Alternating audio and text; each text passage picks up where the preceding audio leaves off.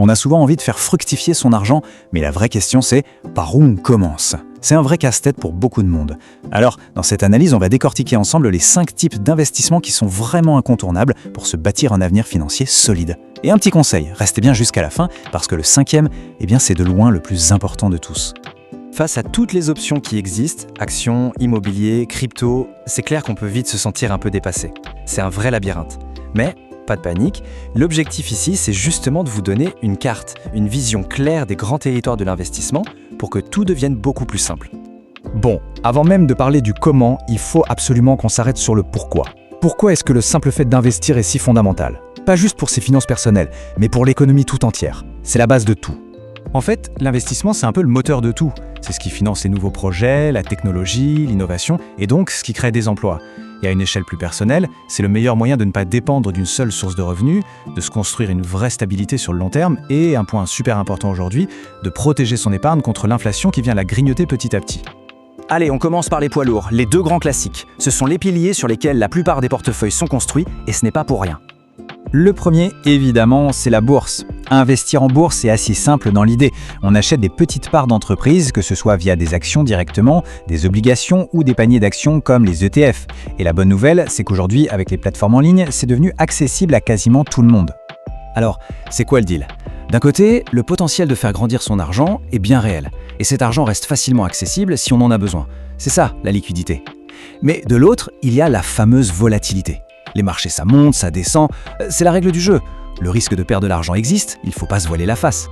Et ça nous amène directement au point le plus important. La meilleure stratégie en bourse, ce n'est pas de chercher le gros coup rapide. Non, c'est de voir les choses sur le long terme et surtout de ne jamais mettre tous ses œufs dans le même panier.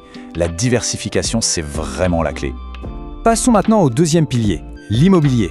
Là, on est dans le concret, le tangible. L'idée est simple, on achète un bien physique, une maison, un appartement, et soit on le loue pour toucher des revenus réguliers, soit on attend pour le revendre plus cher. L'immobilier, ça a de sacrés avantages. C'est du solide, on peut utiliser le crédit de la banque pour investir plus que ce qu'on a, c'est l'effet de levier, et ça peut rapporter un revenu tous les mois. Mais attention, le ticket d'entrée est cher, il faut du capital. Et la gestion, ça peut vite devenir un 2e boulot.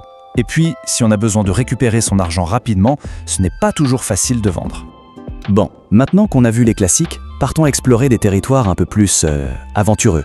Des investissements plus modernes, plus risqués aussi, mais qui attirent ceux qui cherchent un potentiel de gain beaucoup plus élevé. Alors voilà le private equity, ou capital investissement. De quoi s'agit-il?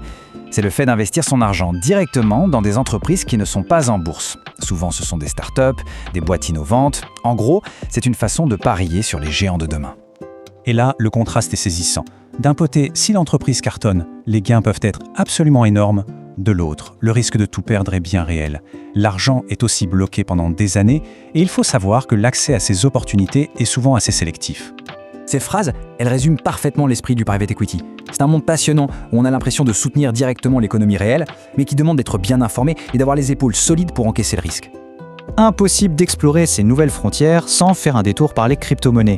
Ces actifs numériques, comme le Bitcoin ou l'Ethereum, basés sur la technologie blockchain, ont complètement chamboulé la vision de l'investissement pour toute une génération. On voit bien ici la double facette des cryptos.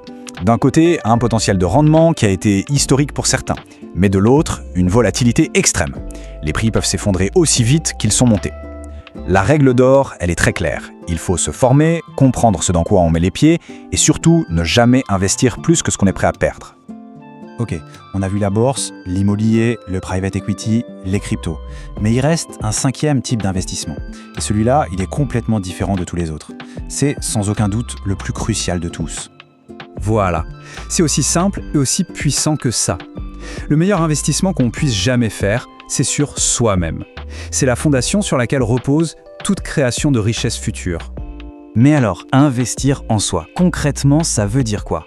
Ça veut dire se former, apprendre constamment, développer de nouvelles compétences, prendre soin de sa santé, de son bien-être, ou encore construire son réseau. Parce que quelle que soit la situation économique, que les marchés montent ou descendent, les compétences qu'on possède, elles ne perdent jamais leur valeur. C'est vraiment la conclusion la plus importante. Un marché peut s'effondrer, une crypto peut disparaître, mais les compétences qu'on a acquises, elles, permettront toujours de rebondir, de s'adapter et de créer de la valeur. C'est l'actif le plus sûr et le plus rentable qui soit. Parfait. Maintenant qu'on a exploré le quoi, passons rapidement au comment. Comment faire son choix parmi toutes ces options? Comment trouver le chemin qui nous est le plus adapté? La vérité, c'est qu'il n'y a pas de réponse toute faite. La bonne stratégie dépend de chacun. Il y a 4 questions à se poser. D'abord, quelle est ma tolérance au risque? Ensuite, sur combien de temps est-ce que j'investis? 5 ans ou 30 ans? Troisième point, quel est mon niveau de connaissance de chaque domaine? Et enfin, bien sûr, quels sont mes moyens financiers? Le bon choix, il se trouve à l'intersection de ces 4 éléments.